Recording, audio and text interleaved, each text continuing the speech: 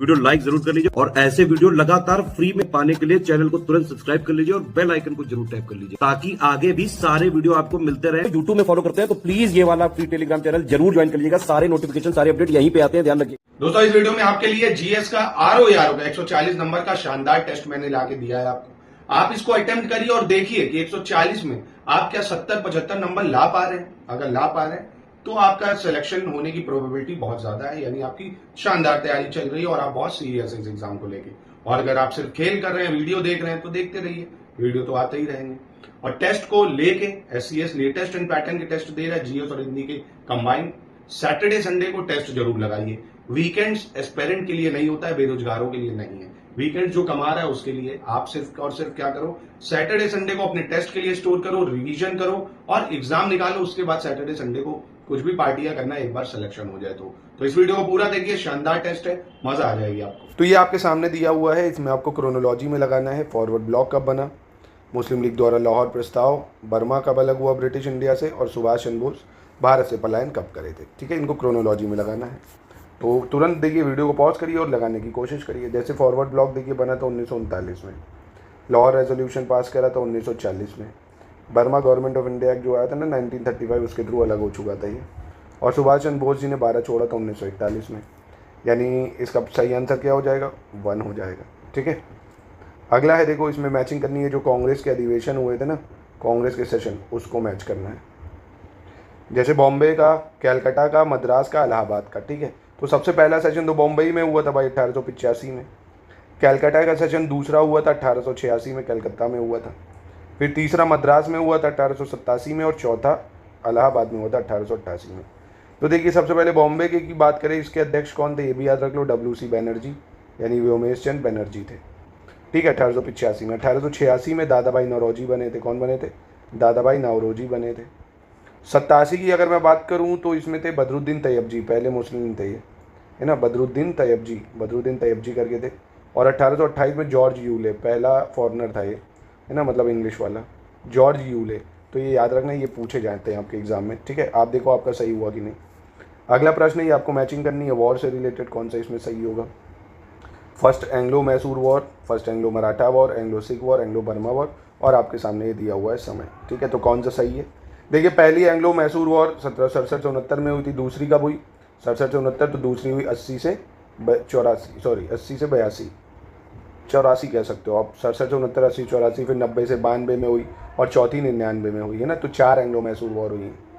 और Anglo Maratha war भी बिल्कुल सही है, पहली 75 से 82 में हुई थी। दूसरी कब हुई थी याद है आपको, दूसरी हुई थी, देखो 20 साल के लिए ट्रीटी कर ली थी ना इन लोगों की, 20 साल तक कोई युद्ध नहीं, जैसे ट्रीटी खत्म होती है फिर युद्ध कर लेते हैं 1803 से 5 में।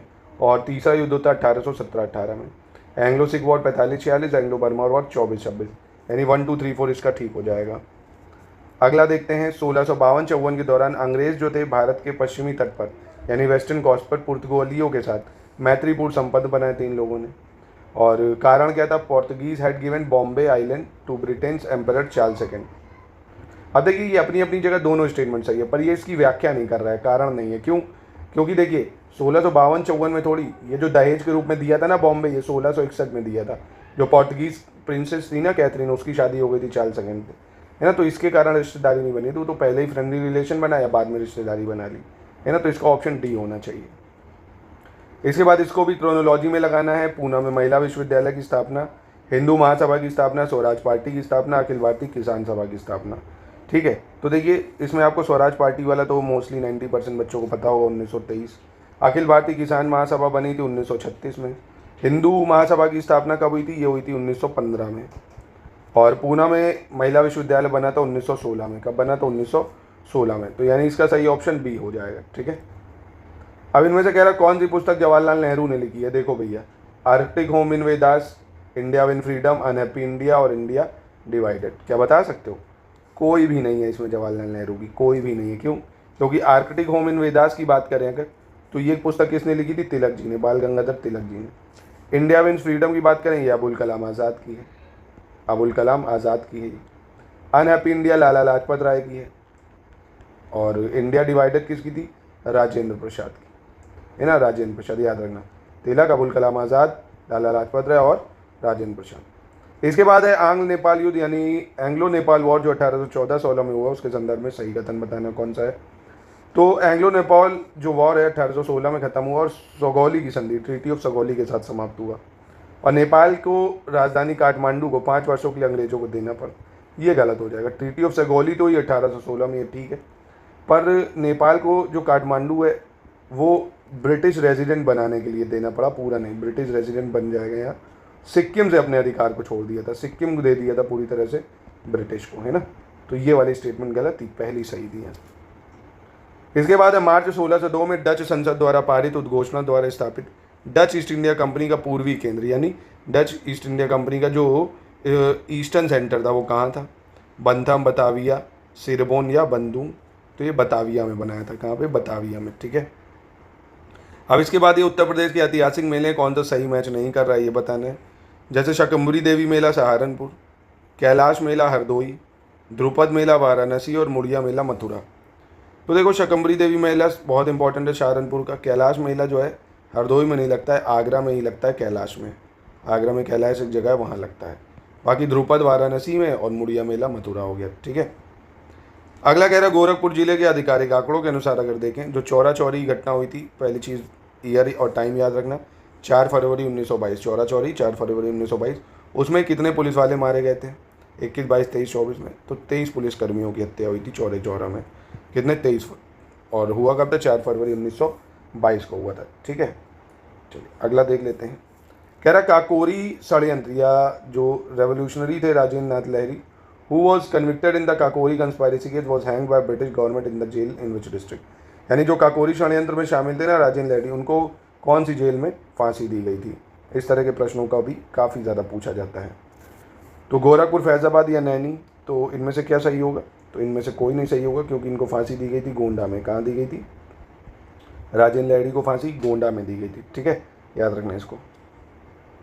और हाँ, कमेंट बॉक्स में आप बताइए काकोरी कंस्पायरेसी, इसका टाइम पीरियड कमेंट बॉक्स में बता दीजिए आप।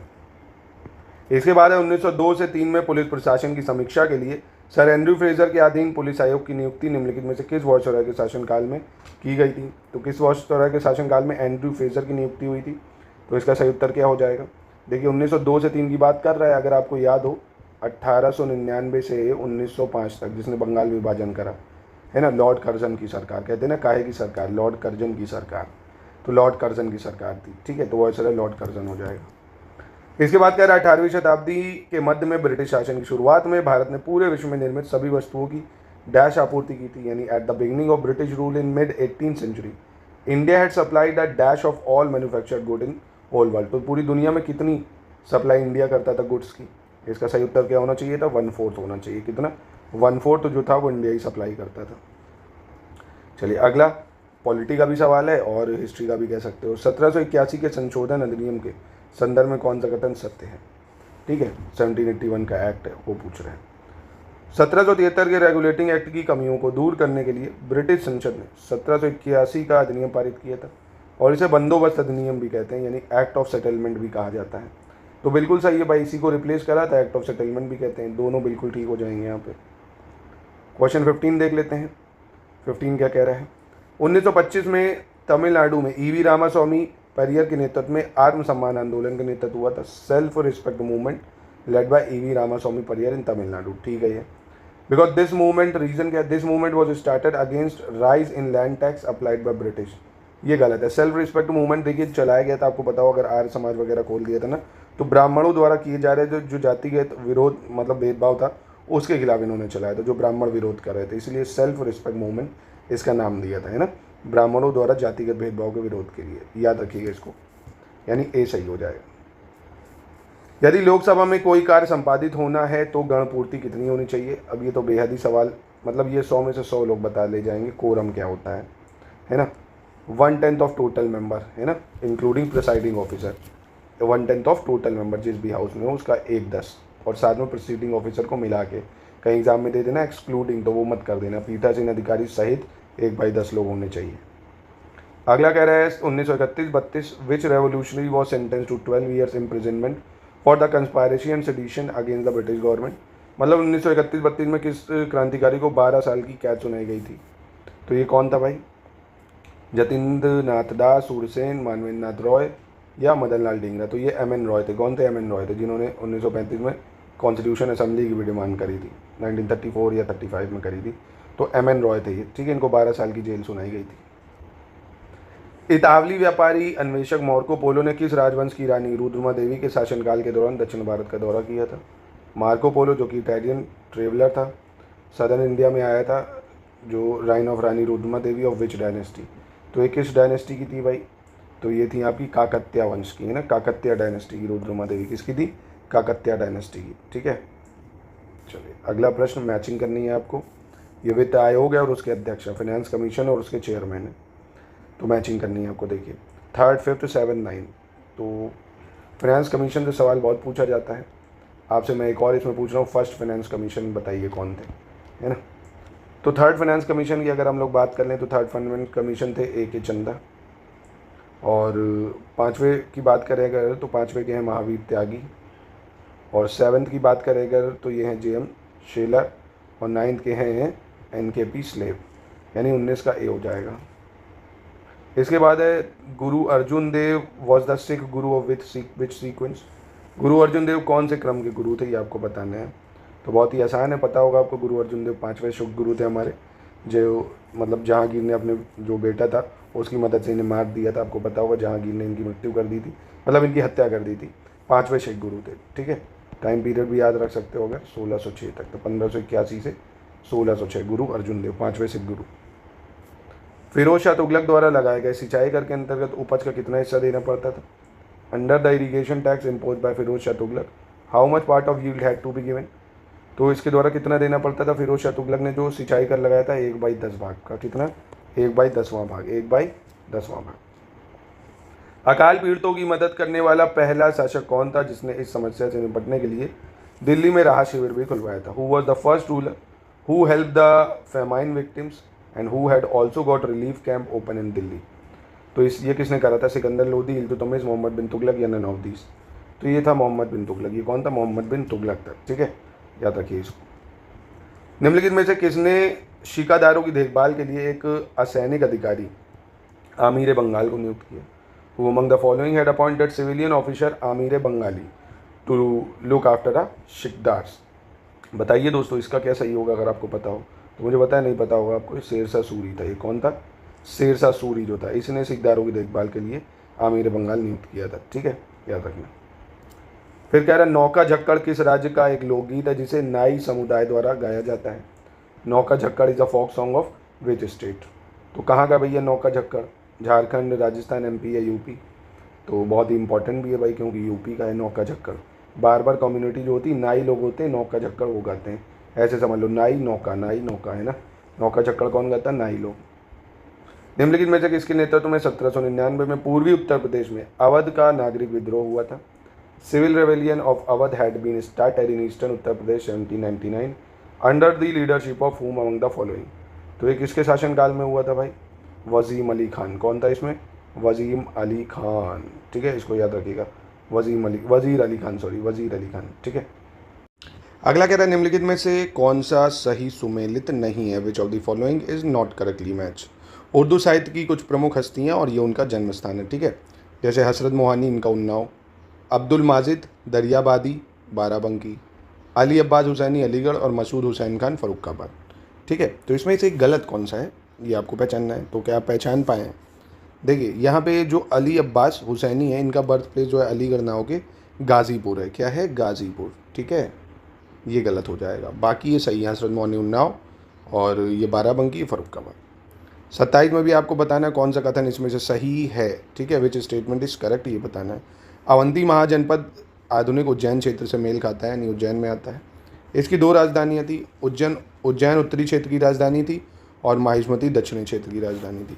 तो यहाँ पे कौन सा सही है? चारों स्टेटमेंट सही है और बहुत ही इंपॉर्टेंट है। देखिए ना, जो 16 महाजनपद थे उसमें अवंती महाजनपद जो है वो इस टाइम उज्जैन में आता है, जो नॉर्थ की कैपिटल उज्जैन थी, और माहिष्मती जो थी वो साउथ की थी, ठीक है। इसमें आपको मिलान करना है दोस्तों, मैचिंग करनी होगी इसमें आपको। हरिप्रसाद चौरसिया, बिरजू महाराज, लच्छू महाराज, बेगम अख्तर। तो चलो मैच कर देते हैं। हरिप्रसाद चौरसिया जो थे ये बहुत फेमस बांसुरी वादक हैं, बांसुरी वादक बहुत फेमस, ये प्रयागराज से थे, प्रयागराज से। बिरजू महाराज के बारे में तो जानते ही होगा भाई, कथक नृत्य करते हैं बहुत तगड़ा, लखनऊ। और लच्छू महाराज, इनके बारे में भी आपने सुना होगा, ये भी कथक हैं बनारस घराने से। बेगम अख्तर हो गई फैज़ाबाद की, ये भी गायिका ही हैं, ठीक है। तो ये हो गया इसका, यानी हाँ ऑप्शन कौन सा हो गया, ऑप्शन देख सकते हो, सी हो जाएगा। 29 देख लेते हैं। कुतुबुद्दीन ऐबक ने 1195 में किस राज्य पर आक्रमण कर अनहिलवाड़ पर अधिकार कर लिया था? अनहिलवाड़ पर कुतुबुद्दीन ऐबक ने। राजस्थान, बिहार, गुजरात या उत्तर प्रदेश? तो ये कहाँ है? गुजरात में है। कहाँ पे है? गुजरात, ठीक है। प्रसिद्ध दशावतार मंदिर उत्तर प्रदेश राज्य के किस जिले के देवगढ़ में स्थित एक प्राचीन 6वीं शताब्दी का विष्णु हिंदू मंदिर है? कौन सा? दशावतार टेम्पल। तो कहाँ पे रही दशावतार टेम्पल? तो बहुत ही फेमस दशावतार टेम्पल है, ये आपको देखने को मिलेगा ललितपुर के देवगढ़ में, है ना। देवरिया, लखीमपुर खीरी, महोबा कहीं नहीं है, देवगढ़ में है, यह है ललितपुर। कहाँ पे है? ललितपुर, सही हो जाना चाहिए, ठीक है। ये उत्तर प्रदेश के ललितपुर जिले के देवरिया में है, मतलब देवगढ़ में है। इसमें से सही सुमेलित नहीं है, विच statement is not correct rematch, ये आपको बताना होगा। इब्न बतूता मोरक्को का था, इत्सिंग चाइना, अल बालादुरी अरब और अफनासी निकितीन इटली, ठीक है। तो इसमें से कौन सा सही मैच नहीं कर रहा है आपका? तो देखिए जो अल्फासिन निकितीन है ये इटली का नहीं था, ये रूस का था, है ना, रशिया का था, ये 15वीं सेंचुरी में आता है ये। बाकी ये तीनों सही हो जाएंगे, ठीक है। चलिए, चंद्रगुप्त मौर्य के एक ताम्रपत्र अभिलेख के संदर्भ में कौन सा कथन सही है? कॉपर प्लेट इंस्क्रिप्शन जो चंद्रगुप्त मौर्य का है, यह ताम्रपत्र अभिलेख गोरखपुर के दक्षिणी भाग सौगौरा से प्राप्त हुआ है, यानी सौगौरा से मिला है ये।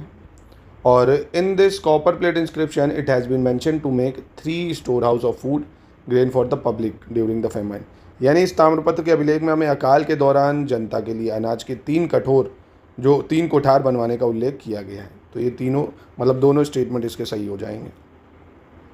33 नंबर देख लेते हैं क्या कह रहा है। कह रहा कहोम के मंदिर के संदर्भ में कौन सा कथन सही है? With reference to temple of Kahom which statement is correct. तो कहोम के मंदिर के में कौन सा सही है? ललितपुर जिले में स्थित कहोम के इस मंदिर का निर्माण स्कंदगुप्त के शासनकाल में हुआ था और यहाँ 3 जैन तीर्थंकरों की मूर्तियों की स्थापना का उल्लेख मिलता है। तो कौन सा सही है? तो देखिए यहाँ दोनों ही नहीं सही है, क्योंकि ये जो कहोम का मंदिर है ये कहाँ पे है? स्कंदगुप्त के शासनकाल में बना है, ये बिल्कुल ठीक है, पर ये जो है देवरिया में है, देवरिया में है इस, ठीक है, ललितपुर में नहीं। और यहाँ जो है 3 जैन तीर्थंकरों की मूर्तियों मिली हैं, तो ये गलत है, यहाँ 5 जैन तीर्थंकरों की मूर्ति मिली है ना। तो कोहम का मंदिर, ये याद रखना, 5 जैन तीर्थंकराज मिले हैं और ये है कहाँ? देवरिया में। किस प्रकार की सहायता से पौधों की जड़ों के लिए मिट्टी से पानी को अवशोषित करना संभव हो जाता है? With the help of which process it become possible for the roots of plant to absorb water from the soil? Viscosity, surface tension या कैपिलैरिटी या नन ऑफ द अबव। तो इसको केशिका तो बोलते हैं ना, जैसे लालटेन में भी आप देखो तेल चढ़ता है तो बत्ती जलती है, दिए में जलता है, उसी को कैपिलैरिटी बोला जाता है। अगला, बैरोमीटर की किस प्रकार की रीडिंग से पता चलता है कि दिन साफ होने की संभावना है ना। ये किससे पता चलता है? बैरोमीटर से, कि वेदर जो होगा क्लीन होगा। तो जब बैरोमीटर की रीडिंग अचानक गिर जाए, या रीडिंग धीरे धीरे नीचे जाए, या रीडिंग धीरे धीरे ऊपर जाए, इनमें से कोई नहीं। तो देखिए जब भी रीडिंग धीरे धीरे ऊपर चढ़ने लगे, when the reading of barometer rises gradually, तो इसका मतलब समझ लो कि जो आसमान है वो साफ़ होने वाला है ना, यानी दिन साफ़ होगा अगर बैरोमीटर धीरे धीरे बढ़ रहा है। अगर डाउन कर रहा है तो मौसम ख़राब होने वाला है ना। किस तापक्रम पर डिग्री सेंटीग्रेड, फ़ारेनहाइट और इसका पाठ्यांक समान होता है? तो बचपन में स्कूल में पढ़ा होगा आपने, बहुत ही फेमस, -40 डिग्री सेल्सियस पे, है ना। -40 डिग्री सेल्सियस पे क्या होता है? सेंटीग्रेड, डिग्री, फ़ारेनहाइट, ये सब समान हो जाते हैं। इम्पॉर्टेंट है काफ़ी ज़्यादा। जल शोधन में निम्नलिखित में किसका उपयोग कीटाणु को नष्ट करने के लिए किया जाता है? In water purification which of the following are use to destroy germs? Infrared waves, microwaves, visible light waves या नन ऑफ दीज। तो इसका कौन सा सही उत्तर हो जाएगा? कोई नहीं होगा, क्योंकि अगर हमें वाटर प्योरीफाई करना है तो उसके लिए हम लोग किसका यूज़ करते हैं? यूवी लैम्प्स का यूज़ करते हैं। किसका यूज़ करते हैं? यूवी लैम्प्स का। किस फसल के सफ़ेद गिडार कीट की उपचार रासायनिक यौगिक क्लोरोपायरीफॉस द्वारा किया जाता है? The treatment of white gidar pest related to which crop is performed by the chemical compound chlorpyrifos. तो इसका सही उत्तर क्या हो जाएगा? यह है ग्राउंड नट, है ना। कौन सा हो जाएगा इसका? ग्राउंड नट हो जाएगा। चलिए इसके बाद 39 देख लेते हैं। उन फसलों का चयन करें जो मुख्य रूप से ज़ैद ऋतु में उगाई जाती हैं। Select the crop which are mainly grown in Zaid season. तो बहुत ही आसान है दोस्तों, ज़ैद क्रॉप, काउपी, मूंग, उड़द या अरहर में। तो देखिए लोबिया है, मूंग है, उड़द है, ये आप ज़ैद क्रॉप में उगा सकते हो, है ना। काउपी है, मूंग है, उड़द। ज़ैद वही है अप्रैल मई जून में चलता है, जिसमें खीरे, खरबूज, तरबूज वगैरह उगाते हो। तो ऑप्शन ए इसका ठीक हो जाना चाहिए, ठीक है। चलो, क्योंकि अरहर वगैरह जो है ये आपकी खारिफ फसल है।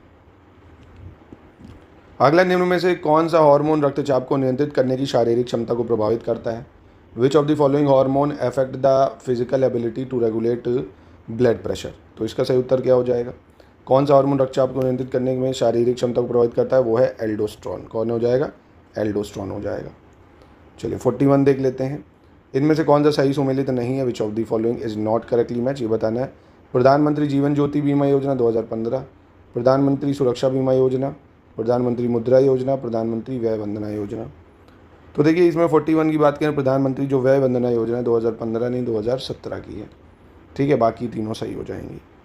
अगला दोस्तों देखिए सवाल है, इसमें मैचिंग करनी, और ये मैं आपने अगर इन्वायरमेंट के मेरे लेक्चर देखे होंगे, मैंने इस तरह के सवालों की खूब प्रैक्टिस आपको कराई है।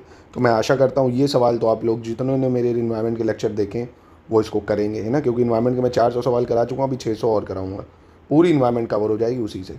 तो चलो बताओ इसमें से आपको कौन सा सही होगा। नहीं, हाँ सही बताना है, करेक्ट, ठीक है। तो देखिए इसको, देखिए water prevention and control of pollution act, जल प्रदूषण निवारण नियंत्रण की बात करें, ये 1974 में आया था, ठीक है, 1974 में आया था, 86 में नहीं। Air prevention control of pollution act ये 1981 में आया था, है ना।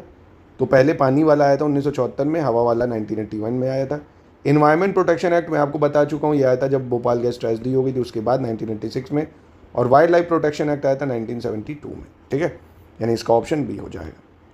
43 नंबर देख लेते हैं। प्रसिद्ध उपन्यास जो है याद ओ बूदे गालिब, याद ओ बूदे गालिब, ये किसके द्वारा लिखा गया? याद ओ बूदे गालिब, तो ये लिखा गया ख्वाजा अहमद फारूकी के द्वारा, ख्वाजा अहमद फारूकी, ठीक है। फिर निम्नलिखित में से कौन सा विकल्प सही सुमेलित है?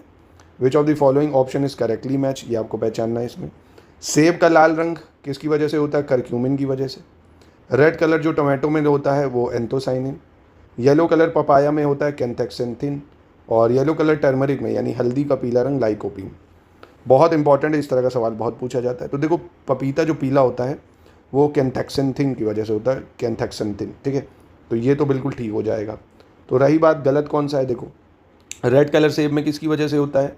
सेब का लाल रंग होता है एंथोसाइनिन की वजह से, सेब का लाल रंग एंथोसाइनिन की वजह से।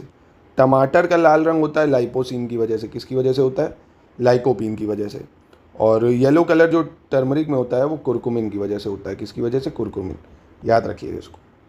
चलो अगला है आपका पैरोक्सीसोम। क्या पूछ रहा है? पैरोक्सीसोम के संदर्भ में कौन सा कथन सही होगा, ये आपको बताना होगा।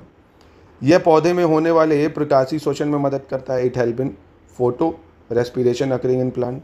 यह कोशिका में हाइड्रोजन परऑक्साइड के उत्पादन में मदद करता है।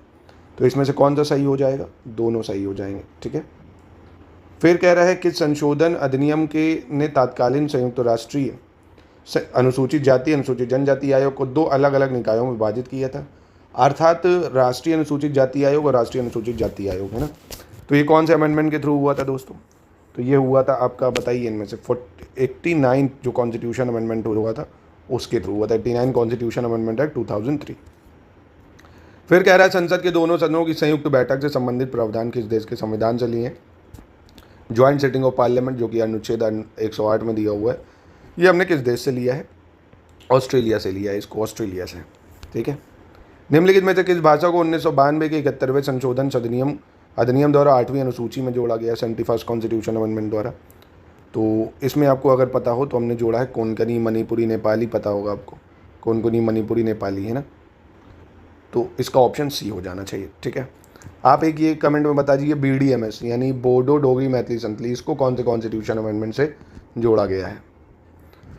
भारतीय संविधान के किस भाग के तहत मौलिक कर्तव्यों से संबंधित प्रावधान है? फंडामेंटल ड्यूटीज कौन से भाग में दी हुई हैं हमारे? देखिए संविधान के भाग जरूर लर्न कर लेना, एक फ्री का लड्डू वाला सवाल मिल जाता है। तो फंडामेंटल ड्यूटी है पार्ट 4 में दी हुई है। फंडामेंटल ड्यूटीज किस में दी हुई है? पार्ट 4 में। गलत जवाब है, कह रहे होगे हाँ, पार्ट 4 में नहीं है, 4A में है, ठीक है, पार्ट 4A में है। क्योंकि पार्ट 4 में DPSP दिया हुआ है, पार्ट 3 में फंडामेंटल राइट दिए हुए हैं, पार्ट 2 में क्या दिया हुआ है? सिटीजनशिप दिया हुआ है, नागरिकता। पार्ट 1 में क्या दिया हुआ है? यूनियन एंड इट्स टेरिटरी, है ना, संघ और राज्य क्षेत्र, ठीक है। फंडामेंटल ड्यूटी है आपके 4A में, जिसको 42 कॉन्स्टिट्यूशन अमेंडमेंट एक्ट 1976 से ऐड करा गया है, ठीक है। किस अनुच्छेद के तहत आपराधिक मामलों के संबंध में सर्वोच्च न्यायालय के अपीली क्षेत्र अधिकार से संबंधित प्रावधान है? Appellate jurisdiction of Supreme Court, बहुत ज़्यादा important article with regard to criminal matters ये पूछ रहा है। ठीक है, तो ये दिया हुआ है अनुच्छेद 134 में, क्रिमिनल मैटर से संबंधित अपीली क्षेत्र अधिकार है 134 में। ठीक है, और 133 की बात करें, 133 में दीवानी मामले जो होते हैं, दीवानी मामले का मतलब जो सिविल मैटर्स होते हैं उसमें क्षेत्राधिकार दिया हुआ है। सिविल मैटर पूछेगा तो 133 है, क्रिमिनल मैटर में 134 दिया हुआ है। ठीक है, और हाई कोर्ट के भी ज्यूरिसडिक्शन वगैरह कुछ कर सकते हो तो वो 132 में है, appellate jurisdiction of Supreme court with high court in certain cases. चलिए अगला प्रश्न देखते हैं, क्वेश्चन नंबर 51 देख लेते हैं। इसमें से सही सुमेलित कौन सा नहीं है ये आपको बताना है। सतत विकास लक्ष्य SDG गोल, देखो SDG गोल से भी एक प्रश्न जरूर आता है, आज ही कोशिश करो जो 17 SDG गोल हैं एकदम उसको चार्ट डालो, रट डालो। ठीक है, जैसे गोल 13, गोल 5, 12 और 11। ठीक है, तो देखो 13 में क्या दिया हुआ है, क्लाइमेट एक्शन। 13 में क्या है, क्लाइमेट एक्शन, ठीक हो जाएगा। 5 में जीरो हंगर, ये गलत है। जेंडर इक्वालिटी दिया हुआ 5 में। 5 में क्या दिया हुआ है, जेंडर इक्वालिटी यानी लैंगिक समानता दी हुई, क्योंकि जीरो हंगर जो है वो 2 में दिया हुआ है, SDG 2 में। बाकी 12 सही है, 13 भी, 11 भी बिल्कुल सही हो जाएगा। 52 में आपको जो है सुमेलित करना है यानी मैचिंग करनी होगी। 52 में आपको energy conservation act, prevention of money laundering act, inland vessel bill और insolvency and bankruptcy code important है, आप ट्राई करो इसको पहले। ऊर्जा संरक्षण अधिनियम कब आया था, 2001 में आया था। ऊर्जा संरक्षण अधिनियम कब आया था, ऊर्जा संरक्षण अधिनियम 2001 में। धन शोधन निवारण अधिनियम कब आया था, जस्ट उसके 1 साल बाद मनी लॉन्ड्रिंग प्रिवेंशन एक्ट 2002 में। और अंतर्देशीय पोत विधेयक की बात करें तो 2021 में आया है ये। और दिवाला और दिवालियापन जो संहिता है 2016 में। ठीक है, काफ़ी इंपॉर्टेंट एक्ट है ये, याद जरूर रखिएगा अगर नहीं याद है। इसके बाद आर्थिक समीक्षा यानी इकोनॉमिक सर्वे जो है उसके अकॉर्डिंग 2024-25 के कौन सा स्टेटमेंट सही होगा इसमें से, यानी विकसित भारत 2047 के लक्ष्य तक पहुंचने के लिए भारत को अगले 2 दशकों तक प्रति वर्ष 8 की दर से विकास करना होगा। यानी अगर आपको टारगेट रीच करना है विकसित भारत का 2047 तक तो 8% एनुअल ग्रोथ चाहिए। और वित्त वर्ष 2025 में भारत में महिला श्रम बल भागीदारी जो है यानी आपका लेबर फोर्स पार्टिसिपेशन जो है फीमेल का 41.7% है, जो कि ग्लोबल एवरेज जो है उससे कम है ना, जो कि 50% से अधिक के वैश्विक औसत से काफ़ी कम है। तो याद रखना दोनों स्टेटमेंट सही है और बेहद इंपॉर्टेंट है इकोनॉमिक सर्वे का। देखिए हम अपने टेस्ट में यही है, इकोनॉमिक सर्वे और बजट के जो मोस्ट इंपॉर्टेंट सवाल हैं वो आपको देंगे। और इवन इसी के नहीं, जितने भी GS के मोस्ट इंपॉर्टेंट सवाल है अगर आप ये टेस्ट सीरीज लगा लेते हैं RO के लिए जो हम दे रहे हैं 64 टेस्ट, तो निश्चित यकीन मानिए सवाल बहुत सारे इसी से डायरेक्ट फंसेंगे। निम्नलिखित में से कौन सा विकल्प सही है, ये सही नहीं है बताना। देखो इसमें तो दोनों सही थे, इसमें से कौन सा सही नहीं है ये बताना है आपको। जैसे UPS क्या कह रहा है, uninterruptible power supply, SMPS switch module power supply, digital equipment corporation और GIS जोग्राफिकल इंफॉर्मेशन सिस्टम। तो कौन सा गलत है, तो बहुत ही आसान था। यहाँ देखिए स्विच्ड मॉड्यूल नहीं होता है, स्विच्ड मोड पावर सप्लाई होता है ना, SMPS, ये गलत था, बाकी ये सही है। फिर कह रहा है अमेरिकन ट्रेल निम्नलिखित में से किस फसल की किस्म है। American trail is a variety of which of the following crop. American trail जो है ये बहुत ही फेमस सेब की फसल है जो कि कश्मीर में उगाई जाती है ना, कश्मीर क्षेत्र में उगती है अमेरिकन ट्रेल। एप्पल की फसल है, महत्वपूर्ण है, डायरेक्ट कॉपी पेस्ट हो सकता है सवाल, क्योंकि कश्मीर तो आप देख रहे हो कितना न्यूज़ में आ गया है। A farmer who has land holding between dash is known as semi medium. ये भी मैंने आपको अभी लेटेस्ट में जो एग्रीकल्चर डाटा पढ़ाया है, अगर आप लोगों ने देखा होगा एग्रीकल्चर डाटा, मैंने उसमें इसमें आपको बताया था medium farmer, semi medium, large, है ना। तो सेमी मीडियम में कौन आता है ये ज़रा बताइए अगर आपको पता हो। तो एक किसान जिसके पास देखिए 2 से 4 हेक्टेयर होता है वो सेमी मीडियम में आता है। ठीक है, अर्ध मध्यम में आता है 2 से 4। देखो फिर से बता रहा हूँ, जो टॉपिक में बता रहा हूँ उसको नोट कर लो। एक 17 SDG गोल तुरंत याद कर लो, ये वाला तुरंत याद कर लो, और एक वो MSME की जो नई डेफिनीशन आई है उसको ज़रूर याद कर लो, है ना। एक तीनों से क्वेश्चन मिल गए तो 3 क्वेश्चन हो जाएंगे। फिर Singhi Chham is a popular mask dance of which of the following north eastern state. Singhi Chham कहाँ का, मतलब किस राज्य का लोकप्रिय मुखौटा नृत्य है सिंगी छम। तो इस नाम से ये सिंगी, तो सिक्किम, सिंगी सिक्किम, ऐसे करके आसानी से याद कर सकते हो। चलो ये लोग नाट्य कलाएँ हैं और राज्य हैं, कौन सा इसमें से सही नहीं है ये आपको बताना है, कौन सा सही मैच नहीं कर रहा है। तो दसकठिया उड़ीसा में होता है, दसकठिया। भावई गुजरात, अंकिया नाट असम और भांड पातेर जम्मू कश्मीर। ठीक है, तो देखिए इसमें जो भावई है कहते हैं ना जय भवानी, तो भवाई भवानी राजस्थान है ना, ऐसे याद कर सकते हो क्योंकि राजपूत जितने थे ऐसे बोलते हैं ना जय भवानी। तो भवाई राजस्थान हो गया, और 10 कटिया उड़ीसा हो गया, अंकिया नट असम, और भांडा पाथेर पत्थर मारते ना जम्मू कश्मीर के जितने भी आतंकवादी हैं, तो ऐसे करके याद कर सकते हो। ए से अंकिया, ए से असम, ऐसे भी याद कर सकते हो। द्रविड़ भाषा समूह में सबसे कम बोली जाने वाली और नवीनतम भाषा कौन सी है? Which language is least spoken and newest language in Dravidian language group? तो इसका सही उत्तर क्या हो जाएगा? मलयालम लैंग्वेज है ना। द्रविड़ भाषा समूह में सबसे कम बोली जाती है मलयालम लैंग्वेज, ये याद रखना। चलो अगला देख लेते हैं। भारतेंदु युग का समय क्या है भाई? भारतेंदु युग का पीरियड क्या होगा भारतेंदु युग का? तो 1868 से 1893 है भारतेंदु युग का पीरियड।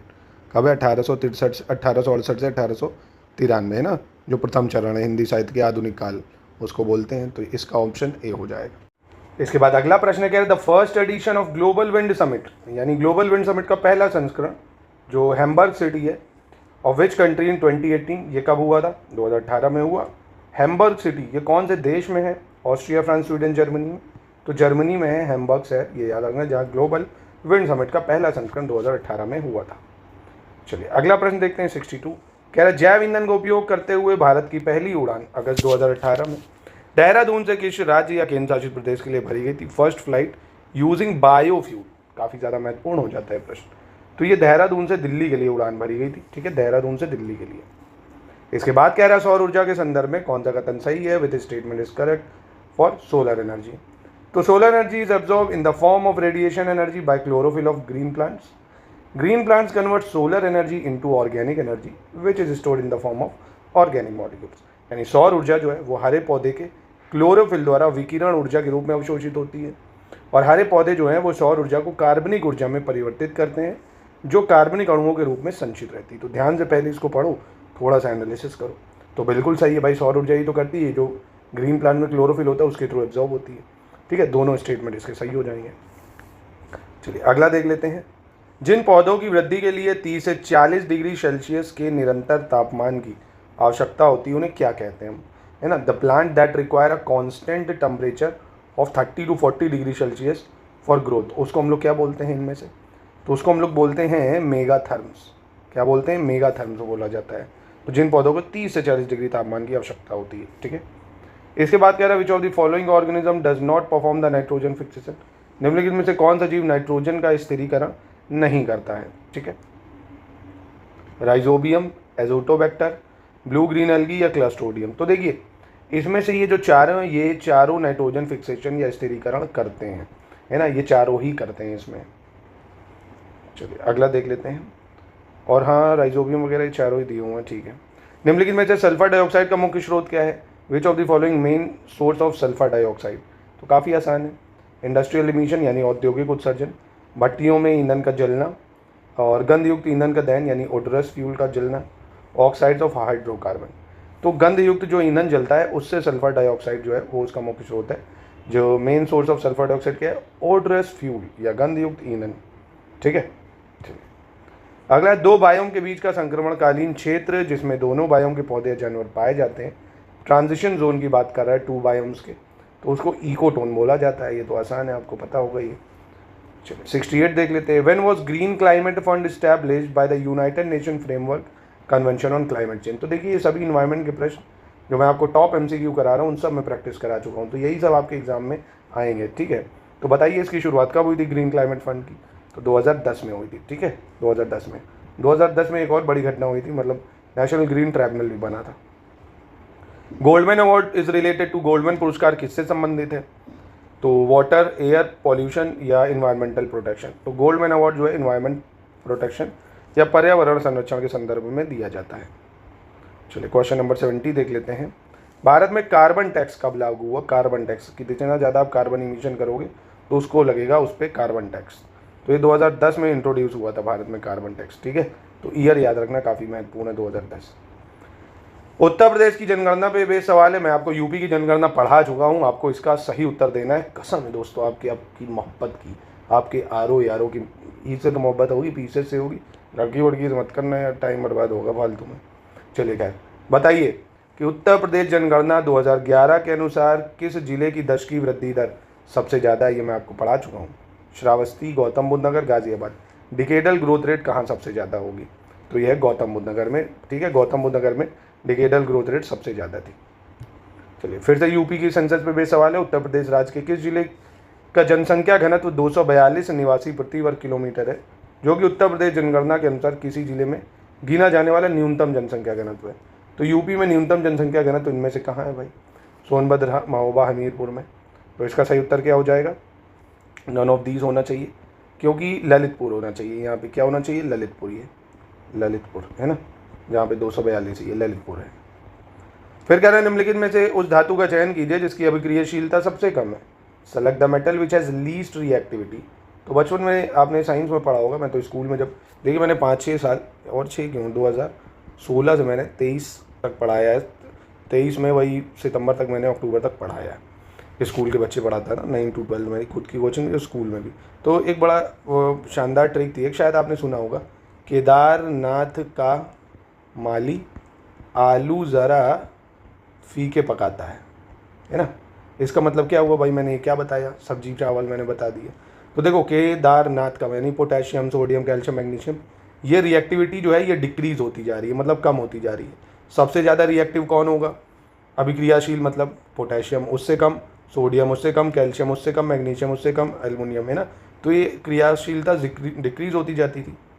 और इसके नीचे वाली तो बहुत ही मतलब कमाल की थी, जैसे कॉपर, Hg, Ag और Au। अब इसको मैं थोड़ा बताऊंगा तो आप लोग ऑफेंड भी हो सकते हैं, अरे मतलब याद करने के लिए बनाई थी।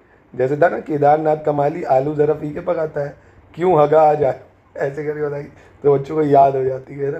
तो प्लीज़ थोड़ा ऑफेंड मत होना, मजाक के लिए था, याद रहे जैसे आपको। क्यू कॉपर, Hg मतलब हो गया आपका mercury, Ag silver, Au gold, है ना। तो याद रखो भाई, अपने तक रखनी है, कौन सा इंटरव्यू में बतानी है ना, याद रहना चाहिए अपने को, सवाल सही करना। तो क्यों होगा आज आलू, है ना। इनमें से सबसे जो नीचे है ना वो लीस्ट रिएक्टिव, और सबसे नीचे कौन है? गोल्ड है आपका। तो इनमें से सही उत्तर क्या हो जाएगा? अब तो आप आराम से बता सकते हो कि सर गोल्ड हो जाएगा, है ना। अगर इसमें क्रम में भी लगाने को दे देना तो देखो आप लगा सकते हो, कॉपर, Hg मतलब मरकरी होता है, Ag मतलब सिल्वर, Au मतलब गोल्ड। तो क्यों आगा आज आलू, है ना, ऐसे करके याद कर लो भाई। चलो यार, वो भी दिन क्या दिन थे। चलो खैर, इस फिर कह रहा है स्मिथसोनाइट निम्नलिखित में से किस धातु का है? Smithsonite is an ore of which of the following metal. तो ये किसका ओर है भाई? Smithsonite, barium, zinc, phosphorus, manganese में। तो स्मिथसोनाइट जो है ये जिंक का ओर है। किसका ओर है? जिंक का ओर है। ठीक है, चलिए 75 नंबर देख लेते हैं। 28 सितंबर 2011 को मुजफ्फरनगर जिले से किस जिले को प्रबुद्ध नगर के रूप में पृथक किया गया था? तो है ना, मुजफ्फरनगर जिले से हटाया गया था प्रबुद्ध नगर के नाम से। तो ये कौन सा जिला था भाई?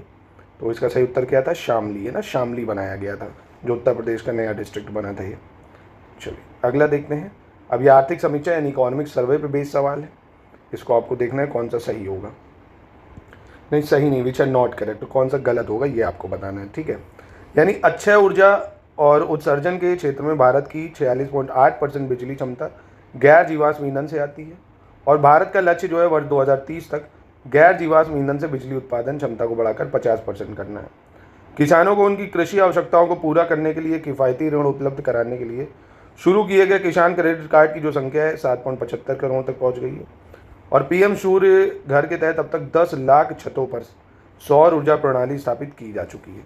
तो यहाँ पे कौन सा जो है वो सही नहीं है? देखिए पहला और दूसरा तो सही है, तीसरा जो है ये गलत हो जाएगा, क्योंकि 10 लाख सोलर रूफटॉप जो है ये अभी नहीं हुए हैं, ये 2025 तक हो जाएंगे। 10 लाख सोलर रूफटॉप है ना, 2025 तक हो जाएंगे, तो ये गलत है और पहला दूसरा सही है। चलिए क्वेश्चन नंबर 77 देख लेते हैं क्या कह रहा है। कह रहा है कॉर्पोरेट रुपए क्रेडिट कार्ड ई स्वर्ण के बारे में कौन सा कथन सही होगा? तो दिसंबर 2023 को इंडसइंड बैंक ने रुपए नेटवर्क पर भारत का पहला कॉर्पोरेट क्रेडिट कार्ड ई स्वर्ण लॉन्च किया है, और इंडसइंड बैंक एक कॉर्पोरेट क्रेडिट कार्ड के साथ यूपीआई कार्ड क्षमता को एकीकृत करने वाला देश का पहला बैंक है। With the launch of its card, IndusInd bank had become the first bank in India to integrate UPI functionally with corporate credit card. तो यहाँ पे भी दोनों स्टेटमेंट इसके ठीक हो जाएंगे। ठीक है, चलिए अगला प्रश्न देखते हैं। क्वेश्चन नंबर 78 क्या कह रहा है?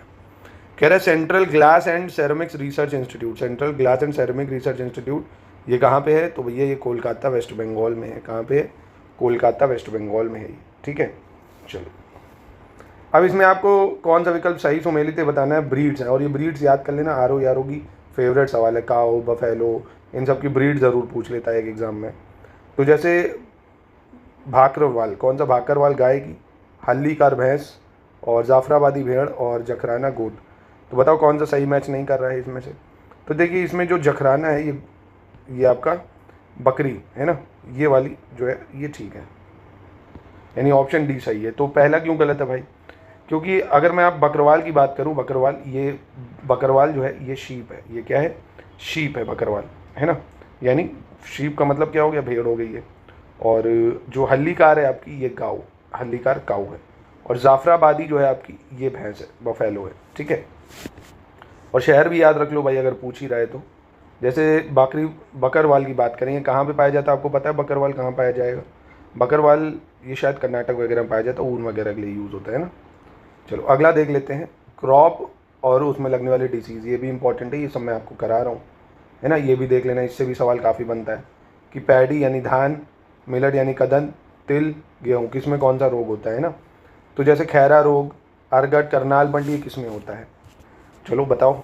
तो देखो धान में आपको पता होगा, जो धान होता है उसमें खैरा रोग हो जाता है, धान में खैरा रोग होता है।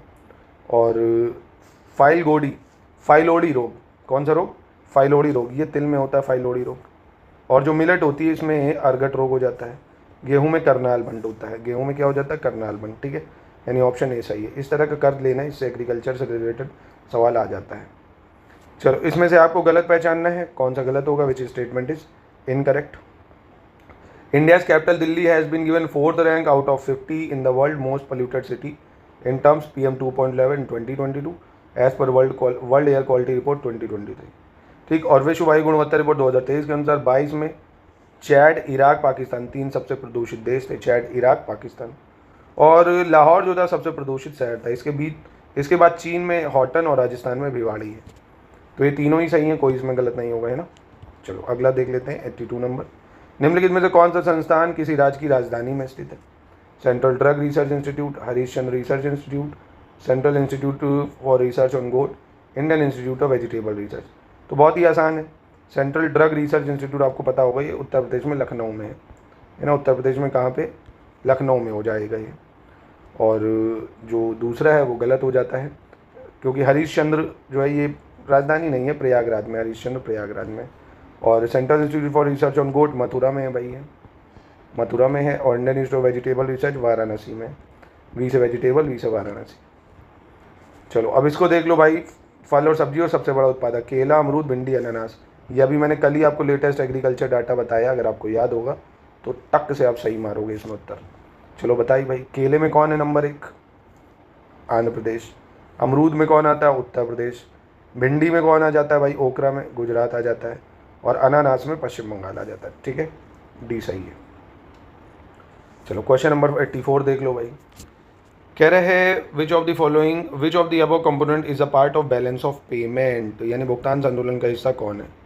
वस्तुओं और सेवाओं का आयात और निर्यात, प्रत्यक्ष विदेशी निवेश, प्रेषण, भारतीय बैंकों में एनआरआई द्वारा की गई जमा राशियाँ। तो ये सारे ही बैलेंस ऑफ पेमेंट का हिस्सा हो जाएंगे, ठीक है। चलिए क्वेश्चन 85 देख लेते हैं। नवीनतम कृषि डाटा पे बेस्ड सवाल है, ये मैं आपको पढ़ा भी चुका हूँ, आपको इसको सही उत्तर देना चाहिए। भारत में कपास के उत्पादन में गुजरात प्रथम स्थान पर है। आंध्र प्रदेश भारत का सबसे बड़ा कच्चा पाम तेल उत्पादक है, क्रूड पाम ऑयल की बात कर रहा है आंध्र प्रदेश। और मध्य प्रदेश चने का सबसे बड़ा उत्पादक है। बताइए कौन सा सही है? तो बताओ, तीनों सही हो जाएंगे, ठीक है। चलो 86 देख लेते हैं, शहर है और ये नदी है, कौन सा सही मैच नहीं कर रहा है? बगदाद, लाहौर, किंशासा और फोमफे। बताओ नोमफे। देखो बगदाद, ठीक, पहली चीज़ इराक की राजधानी है ना, इराक की राजधानी क्या है? बगदाद। और ये टिग्रिस नदी के किनारे स्थित है, बिल्कुल सही हो जाएगी। लाहौर रावी नदी के किनारे, ये भी बिल्कुल सही हो जाएगी। किंशासा जो है ये पो नदी के किनारे है, ये गलत है भाई पहली चीज़। ये कॉन्गो नदी करो या कॉन्गो नदी, और कॉन्गो नदी बता दी तो यानी ये DRC की कैपिटल भी है, डेमोक्रेटिक रिपब्लिक कॉन्गो, कॉन्गो नदी किनारे। और फिर ये मेकोंग नदी के किनारे क्या है भाई? कंबोडिया कर लो यहाँ, है ना, कंबोडिया की कैपिटल है ना नोम पे, और ये मेकोंग नदी किनारे, ठीक है। चलो अब ये कमेंट में बताओ, कंबोडिया का लैंडलॉक कंट्री है। भारत और भूटान के बीच आपसी संबंध को बढ़ावा देते हुए असम के राज्यपाल लक्ष्मण प्रसाद आचार्य ने 7 नवंबर 2024 को, कब? 7 नवंबर 2024 को असम के किस जिले के दरंगा में दरंगा इमिग्रेशन चेक पोस्ट का उद्घाटन किया। तो करंट अफेयर्स के लिए बेहद इंपॉर्टेंट सवाल है, नवंबर 2024 का ही। तो बताइए, करंट अफेयर्स तो पढ़ रहे हो ना आप लोग। कहाँ करा है? तमुलपुर में करा, तमुलपुर में, ठीक है।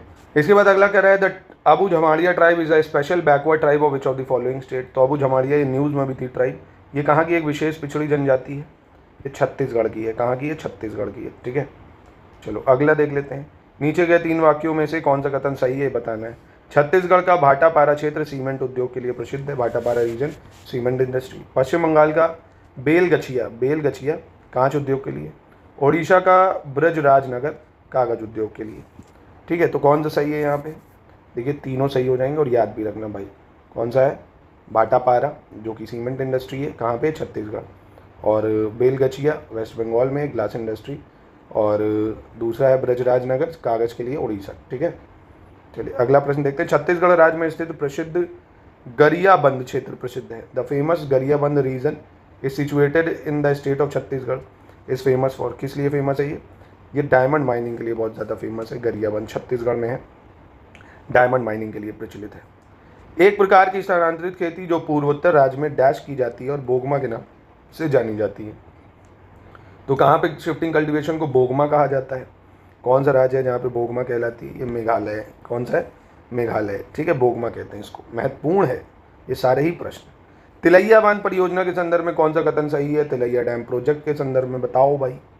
तो आसान है, तो पढ़ा होगा आपने। Tilaiya dam project built on the Barakar river for the benefit of Orissa. The first multipurpose dam in India is Tilaiya dam. तो बता दो भाई कौन सा सही है इसमें? तो सिर्फ दूसरा सही है। क्यों पहला गलत है भाई? क्योंकि जो तिलैया डैम प्रोजेक्ट है बराकार नदी पे है, ये बिल्कुल ठीक है, पर झारखंड के बेनिफिट के लिए बनाया गया है, उड़ीसा के लिए नहीं। उड़ीसा में तो हीराकुंड बना ही हुआ है ना। तो तिलैया डैम बराकार नदी में है for the benefit of Jharkhand. और जो देश का जो है भारत का पहला बहुउद्देशीय बांध है तिलैया बांध। जवाहरलाल नेहरू उष्णकटिबंधीय वनस्पति उद्यान और अनुसंधान संस्थान का है। Jawaharlal Nehru tropical botanic garden and research institute. तो कहाँ पे है भाई? ये केरल में है। ये कहाँ पे है? केरल में है, तिरुवनंतपुरम में। फिर चलो अगला देख लेते हैं। डूमस उभरट क्षेत्र गुजरात राज्य का एक हिस्सा है। किस लिए प्रसिद्ध है भाई? पहली चीज़ तो ये भी याद रखो, डूमस उभरट गुजरात राज्य का है। आइए बताओ किस लिए फेमस है इनमें से? तो सही उत्तर क्या हो जाएगा? मैनग्रोव के लिए, ना, मैनग्रोव के लिए। क्योंकि वेस्ट बंगाल के बाद गुजराती आता है जहाँ पे सबसे ज़्यादा मैनग्रोव है। दलहनी फसलों में नाइट्रोजन स्थिरीकरण की प्रक्रिया को कौन सा रासायनिक तत्व होने देता है? Which chemical element allow the process of nitrogen fixation to happen in the pulses crops? Molybdenum, manganese, magnesium या पोटेशियम? तो इसका सही उत्तर क्या हो जाएगा? मॉलीबेडनम। क्या हो जाएगा? मॉलीबेडनम, ठीक है। निम्नलिखित में से कौन भारत का सबसे ऊंचा जलप्रपात है? Which of the following is highest waterfall in India? Vantawng, Kunchikal, Chhachhai waterfall या किन्नम वाटरफॉल? भारत का सबसे ऊंचा वाटरफॉल बताइए कौन सा है? देखिए इसमें से बता दो यार, इंपॉर्टेंट है, वाटरफॉल बहुत बार पढ़ा चुका हूँ। कुंचिकल वाटरफॉल जो है ये हाईएस्ट वाटरफॉल है, या भारत का सबसे ऊंचा वाटरफॉल है कुंचिकल वाटरफॉल, जो कि कर्नाटक में है। कहाँ पे? कर्नाटक में। नदी कौन सी है? वरही रिवर पे है ना, वरही नदी पे है। चलो अगला देख लेते हैं। श्यामरी नदी किसकी सहायक नदी है भाई? The river Shyamri. इस टाइप की नदियाँ बहुत RORM पूछी जाती, चाहे तो पिछले पेपर देख लेना, पुन नदी, ये इस टाइप की नदियाँ ही पूछी जाती हैं। तो श्यामरी नदी किसकी सहायक नदी है बताओ भाई इनमें से? तो ये है केन की सहायक नदी। श्यामरी किसकी है? केन की सहायक नदी है ना। तो ये याद रख लेना। निम्नलिखित में से किस पहाड़ी को गुजरात राज्य की सबसे दक्षिणी पहाड़ी कहा जाता है ना? सदर्न मोस्ट हिल स्टेट्स गुजरात की कौन सी इनमें से?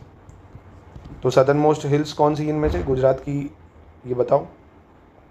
तो देखो नॉर्थ टू साउथ अगर आप चलोगे ना गुजरात में, तो सबसे पहले आपको दिखेंगी कच्छ हिल्स नंबर 1 पे, दूसरे पे आपको दिखेंगी मांडव हिल्स, ऐसे नीचे मांडव हिल्स आ जाती हैं, तीसरे पे आपको बरदा हिल्स दिखेगी, है ना, चौथे पे गिरनार हिल्स दिखेगी, इसके नीचे और एक गिर हिल्स भी है ना, गिरनार के नीचे गिर हिल्स हैं, तो गिर हिल्स होना चाहिए था, जो सबसे सदर्न में है गिर हिल्स। इनमें से आपको सही बताना है 99 में कौन सा सही होगा। चलिए देखो, भारतीय रिजर्व बैंक ने 11 जुलाई 2024 को जियो फाइनेंशियल सर्विसेज को गैर बैंकिंग वित्तीय कंपनी से कोर इन्वेस्टमेंट कंपनी में बदलने की मंजूरी दे दी है। और भगवान हनुमान जी की 90 फीट ऊंची जो है कौन सी प्रतिमा बनाई जा रही है? टेक्सास ह्यूस्टन में कांस्य प्रतिमा बनाई जा रही है, स्टैचू ऑफ यूनियन नाम से। कहाँ पे बना रही है? USA में बन रही है।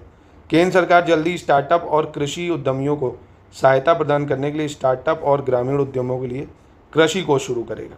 तो बताइए ये सही है? तीनों स्टेटमेंट सही हो जाएंगे, ठीक है। करंट अफेयर्स का ये वाला तो बहुत ही इंपॉर्टेंट है दूसरा। चलिए क्वेश्चन नंबर 100 देख लो भाई। अब देखो आपको सारे 140 तो करने नहीं है, आपको जितने आ रहे हैं आप देखो कितने कर पा रहे हो। कम से कम एक टेस्ट को तो एनालिसिस करो यार कि आप 50 कर पा रहे हो, 40 कर पा रहे हो, 60 कर पा रहे हो, है ना, कि हवाईबाजी में तैयारी करो प्लीज़। मौके बार बार नहीं मिलते हैं यार, कुछ करना है तो आपको मेहनत अलग करनी पड़ेगी लोगों से, है ना। रोज़ कल कल पे मत टालो कि मैं कल करूँगा, आज और घूम लेता हूँ, कल करूँगा, नहीं, समय बर्बाद होगा आपका, प्लीज़ मत करो ये। चलो, under the Uttar Pradesh electronics manufacturing policy 2025 a target has been set to create employment for how many lakh person in next 5 year.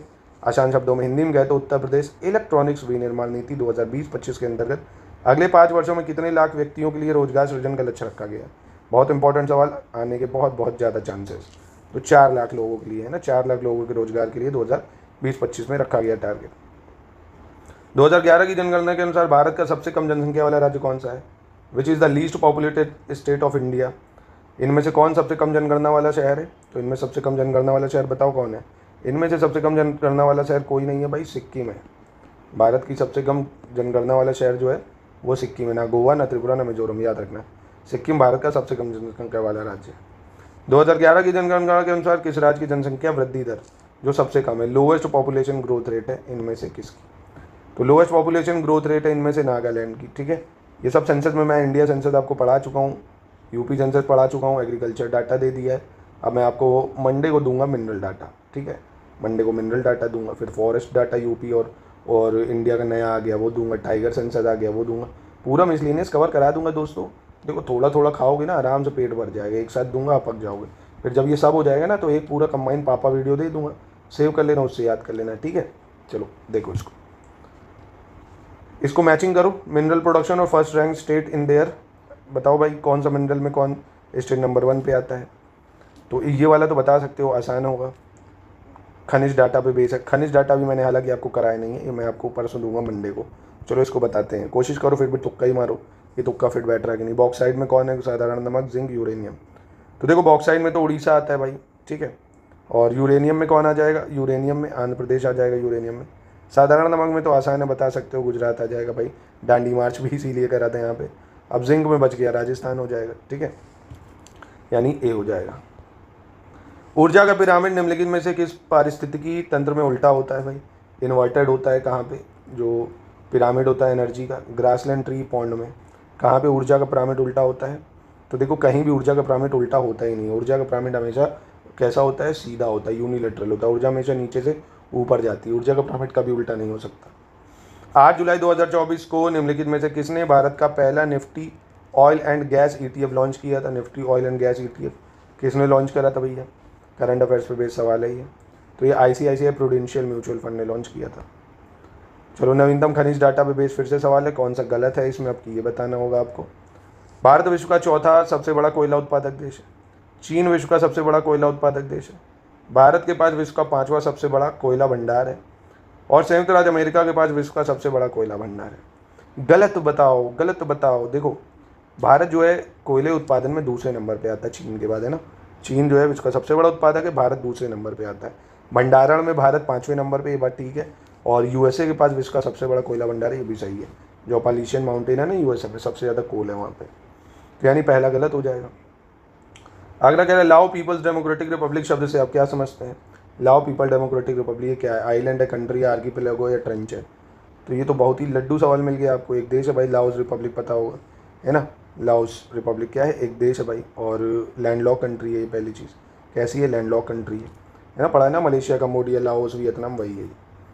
Uttar Pradesh राज्य का निम्नलिखित में से कौन सा जिला नेपाल के साथ अपनी सीमा साझा करता है? सहारनपुर, रामपुर, बरेली, महाराजगंज। देखो लड्डू सवाल है कि नहीं। तो इनमें से कौन साझा करता है? महाराजगंज करता है। कौन करता है? महाराजगंज। बाकी अगर आप देखोगे तो पीलीभीत है, लखीमपुर खीरी है, बहराइच है, श्रावस्ती, बलरामपुर, सिद्धार्थनगर, महाराजगंज। क्रम भी याद रखना, क्योंकि क्रम में भी पूरब से पश्चिम और पश्चिम से पूर्व में लगाने को आ सकता है, ठीक है। इसके बाद बात करते हैं वैश्विक सूचना प्रौद्योगिकी रिपोर्ट किस संगठन द्वारा प्रकाशित की जाती है? यानी ग्लोबल इंफॉर्मेशन टेक्नोलॉजी रिपोर्ट कौन पब्लिश करता है? और देखिए ये मैं आपको पढ़ा भी चुका हूँ ना, एक दिया था कौन सी रिपोर्ट कौन पब्लिश करता है। तो ग्लोबल इंफॉर्मेशन टेक्नोलॉजी रिपोर्ट की अगर बात करें तो इसको कौन पब्लिश करता है? विश्व आर्थिक मंच या वर्ल्ड इकोनॉमिक फोरम है। अगला है पंत प्रसाद मैथिशरण पुस्तक के लेखक कौन है? Who is the author of the book? Pant है, प्रसाद है, और मैथिली शरण है। इसकी पुस्तक के लेखक कौन है? तो ये है रामधारी सिंह दिनकर। ठीक है, अगला देख लेते हैं। भारत वन स्थिति रिपोर्ट 2023 के अनुसार गलत बताओ। Indian state of forest report के अकॉर्डिंग बता दो भैया कौन सा स्टेटमेंट इसमें से गलत होगा। तो चलो देख लेते हैं इसमें से। इस रिपोर्ट के अनुसार भारत का कुल वन आवरण 21.76% है। भारत का टोटल जो फॉरेस्ट कवर है कितना है? 21.76। ट्री कवर 3.41% और झाड़ियों की बात कर रहा है 2.33%। तो गलत कौन सा है? कौन सा गलत है भाई? जब तुम गलत नहीं है तो छुप क्यों रहे हो? देखा है ना। देखिए खैर, झाड़ियों का 1.33% होता है। ठीक है, झाड़ियों का 2.33 नहीं, 1.33। और ये जरूर याद रखो, फॉरेस्ट है 21.76 भारत का, और ट्री है 3.41%, झाड़ियाँ 1.33%। फिर से भारत वन स्थिति रिपोर्ट की ले लो भाई 2023, कौन सा सही नहीं है बता दो इसको भी।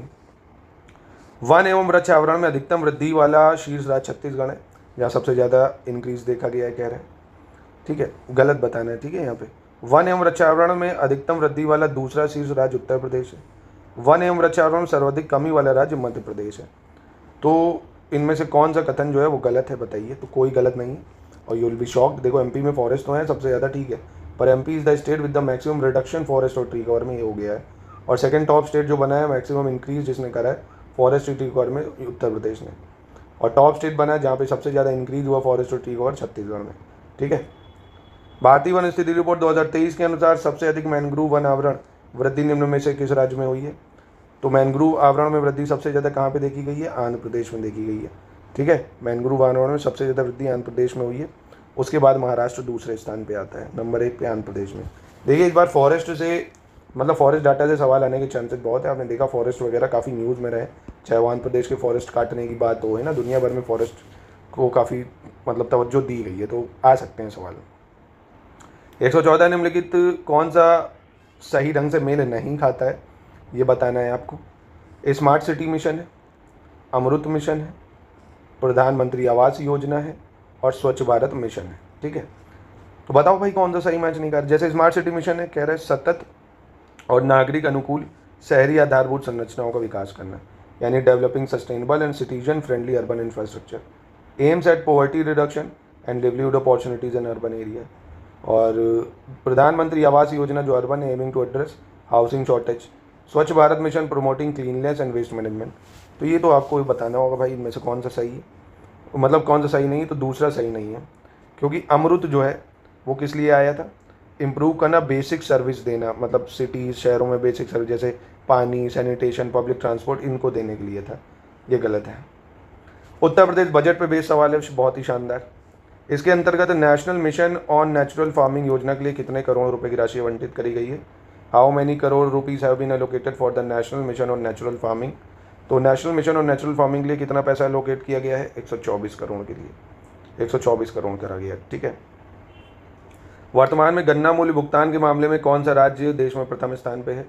विच state rank first in the country in terms of sugar cane price payment. ठीक है, कौन है भैया इनमें से? तो इसका सही उत्तर क्या हो जाएगा? उत्तर प्रदेश हो जाएगा। इनमें से कौन सा विकल्प सही नहीं है ये आपको बताना है। 117 में कौन सा विकल्प सही नहीं होगा? कह रहा केंद्रीय बजट 2025-26 में जल जीवन मिशन के लिए 67,000 करोड़ रुपए की राशि दी गई है जल जीवन मिशन के लिए। भारत में पूर्ण रूप से निवेश करने वाली बीमा कंपनियों के लिए FDI सीमा को बढ़ाकर 100% कर दिया गया है। किसान क्रेडिट कार्ड के माध्यम से ऋण सीमा को 3 लाख रुपए से बढ़ाकर 5 लाख कर दिया गया है। और 2025-26 में छात्रों में नवाचार और वैज्ञानिक सोच को बढ़ावा देने के लिए 5 वर्षों में 40,000 अटल टिंकरिंग लैब स्थापित किए जाएंगे। यही गलत है, 40,000 नहीं 50,000 अटल टिंकरिंग लैब स्थापित किए जाएंगे। ठीक है, चलो 118 देख लो। 10 वर्षों के लिए सड़क सुरक्षा कार्य योजना अपनाने वाला भारत का पहला राज्य कौन है? बताओ भाई इनमें से कौन सा सही होगा? Which state become the first state in India to adopt road safety action plan for 10 years. तो इसका राजस्थान हो जाएगा। हरियाणा सरकार ब्रिटेन सरकार के साथ मिलकर हरियाणा के किस जिले में फलों और सब्जियों के प्रबंधन के लिए उत्कृष्टता केंद्र स्थापित करेगी?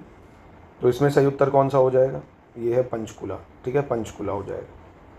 प्रधानमंत्री नरेंद्र मोदी की रूस एवं ऑस्ट्रिया की यात्रा के बारे में सही कथन बताना है। रूस और ऑस्ट्रिया की यात्रा के बारे में कौन सा कथन सही है? 8 से 10 जुलाई 2024 तक रूस और ऑस्ट्रिया की आधिकारिक यात्रा पर रहे। 8-9 जुलाई 2024 तक 23वें भारत रूस और वार्षिक शिखर सम्मेलन में भाग लिया। 9 जुलाई 2024 तक ऑस्ट्रेलिया दौरे पर रहे। और श्री नरेंद्र मोदी की ऑस्ट्रिया की यात्रा 31 वर्षों में किसी भारतीय प्रधानमंत्री की पहली यात्रा है ऑस्ट्रिया की। तो बताओ भाई सही कौन सा है? ये मुझे लगता है 90% लोग नहीं बता पाएंगे। तो देखिए पहली चीज़, ये 23वां नहीं 22वां रूस वार्षिक शिखर सम्मेलन था और 31 वर्षों में नहीं 41 वर्षों में किसी भारतीय प्रधानमंत्री की पहली यात्रा थी। कितने वर्षों में? 41 वर्षों में। ठीक है, महत्वपूर्ण है, ये वाला पूछा जा सकता है, यानी इसमें पहला सिर्फ सही था। ठीक है, चलो 121 देख लो। भारत ने हिंदी के प्रचार प्रसार के लिए संयुक्त राष्ट्र को कितनी धनराशि का योगदान दिया है? How much amount did India contribute to United Nation for the promotion of Hindi? तो इसके लिए कितना पैसा दिया है? $1.16 मिलियन दिया। ठीक है, अगला है 5 जुलाई 2024 को नई दिल्ली में यकृत और पित्त विज्ञान संस्थान में चयापचय यकृत रोगों को रोकने और उनका इलाज करने के लिए एक virtual node Indo French liver and metabolic disease network का शुभारंभ किसके द्वारा किया गया? Who had launch Indo French liver and metabolic disease network a virtual node to prevent and treat metabolic liver disease the institute of liver and biology science in New Delhi 5 July 2024। तो इसका सही उत्तर क्या हो जाएगा? डॉक्टर जितेंद्र सिंह हो जाएगा। ठीक है, चलो भैया अगला देख लेते हैं 123। कह रहे इसमें से सही कौन सा है, ये आपको बताना होगा। यूरेनियम 233 का उपयोग करने वाला विश्व का पहला थोरियम आधारित परमाणु संयंत्र भवानी तमिलनाडु के कलपक्कम में स्थापित किया जा रहा है। इलेक्ट्रॉनिक्स और सूचना प्रौद्योगिकी मंत्रालय और national internet exchange of India ने 21 मार्च 2024 को आयोजित यूनिवर्सल एक्सेप्टेंस डे कार्यक्रम भाषा नेट पोर्टल लॉन्च किया है। ठीक है, कभी कभी स्लीप ऑफ टंग हो जाता है। तो पढ़िए भाई, करंट अफेयर्स का सवाल है, दोनों स्टेटमेंट ठीक है। प्रधानमंत्री नरेंद्र मोदी की गुयाना की आधिकारिक यात्रा के बारे में कौन सा कथन गलत होगा, ये बताना है।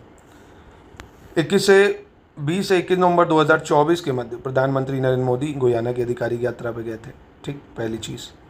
और प्रधानमंत्री नरेंद्र मोदी 56 वर्षों में गुयाना की यात्रा करने वाले दूसरे प्रधानमंत्री बने हैं। इस यात्रा के दौरान भारत एवं गुयाना ने कृषि, यूपीआई और रक्षा संबंधी समझौते पर 10 समझौते ज्ञापनों पर हस्ताक्षर करे हैं। तो यहाँ पे कौन सा सही होगा भाई? देखो दूसरा वाला गलत है, क्योंकि 56 वर्षों में गुयाना की यात्रा करने वाले पहले प्रधानमंत्री बने, दूसरे नहीं।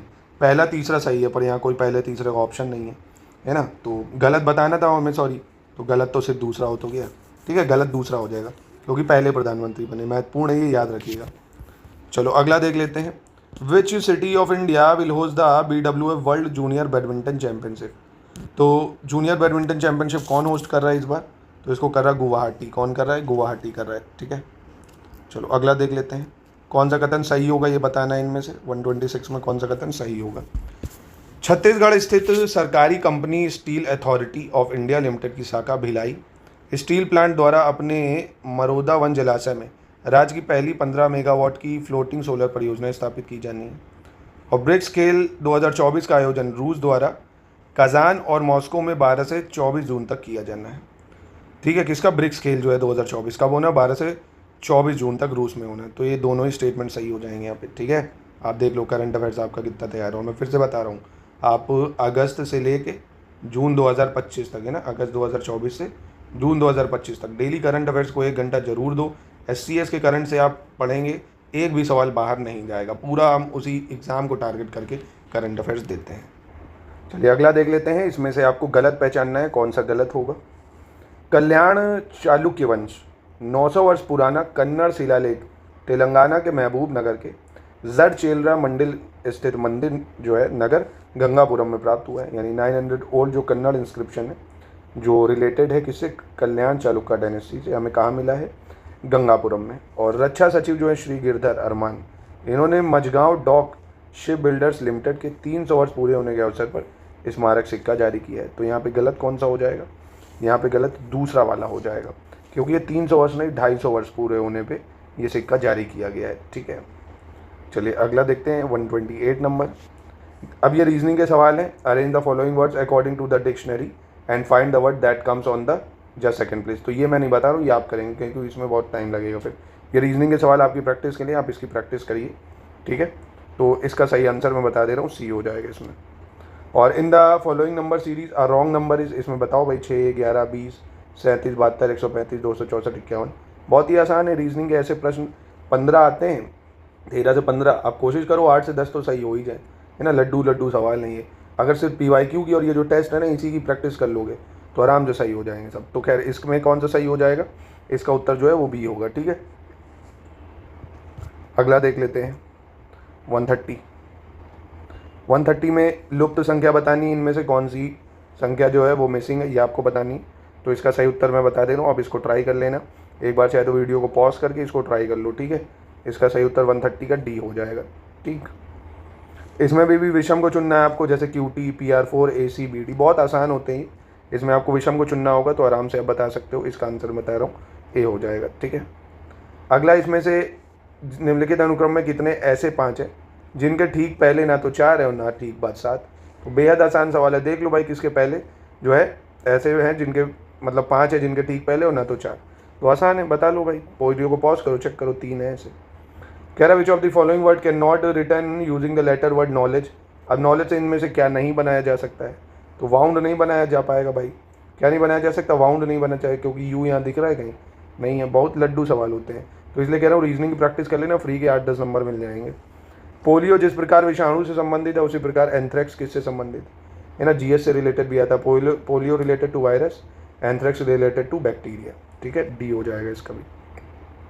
चलो अगला है, ग्रेट को 252 के रूप में कूट किया जाता है तो पॉट को क्या किया जाएगा, है ना। तो इसको भी आपको सेट करना है, वही इजोटी वाला फॉर्मूला लगता है, इसको चेक कर लेना। 80 लिखा जाएगा, ये आंसर हो जाएगा ए इसका 135 का। ठीक है, 136 में आपको कितने ट्राइंगल बन रहे हैं ये चेक करने होंगे, कितने ट्राइंगल इनमें से बन रहे हैं। तो इसमें देख लेना 18 ट्राइंगल बन रहे हैं। कितने बन रहे हैं, 18 ट्राइंगल बन रहे हैं। और निम्नलिखित हिंदू महीनों को कालानुक्रम में लगाना, तो हिंदू महीने मैंने बोले थे आपको याद कर लेना, इससे रीजनिंग से एक सवाल आपका बन सकता है। बहुत ज़्यादा इंपॉर्टेंट है हिंदू महीने याद करना, मैंने आपको बताया भी था भाई। चैत है और बैसाख था, है ना, ज्येष्ठ है, आषाढ़ है, सावन, भाद्रपद, अश्विन, कार्तिक, याद कर लो इसको, है ना। तो इसको सेट कर लेना, बहुत ज़्यादा इंपॉर्टेंट है, बी सही हो जाएगा इसका। और अगला देख लेते हैं, अंग्रेजी वर्णमाला में कितने अक्षर जल प्रतिबिंब में अपने मूल रूप के समान दिखाई पड़ेंगे। ये तो भैया आउट क्वेश्चन मान लो 100%, कई बार पूछता है और पूछता है कि इंग्लिश पे ऐसे अल्फ़ाबेट कौन से हैं जो सेम दिखते हैं वाटर इमेज में।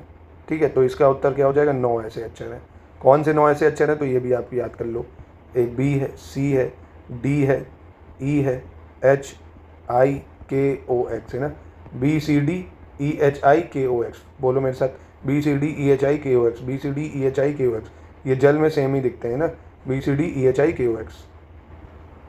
निम्नलिखित समूह में कौन शेष 3 से भिन्न है, जैसे क्रू, क्राउड, गुड्स या कैवलकेड, जुलूस। यानी क्रू भीड़, माल या जुलूस। अब बताओ, है बिल्कुल लड्डूस की नहीं।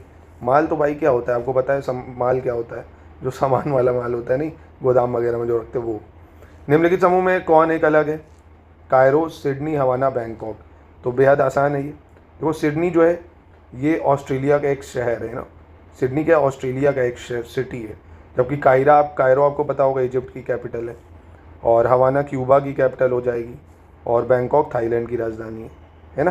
तो बस ये था, तो ये था GS का। अब देखो दोस्तों, इसका प्लीज़ अच्छे से एनालिसिस करके और कमेंट में मुझे बताओ कितने नंबर ला पाए हो। इसके बाद मैं आपको ये एक हिंदी का टेस्ट करा दूंगा, है ना, अलग अलग करा दे रहा हूँ।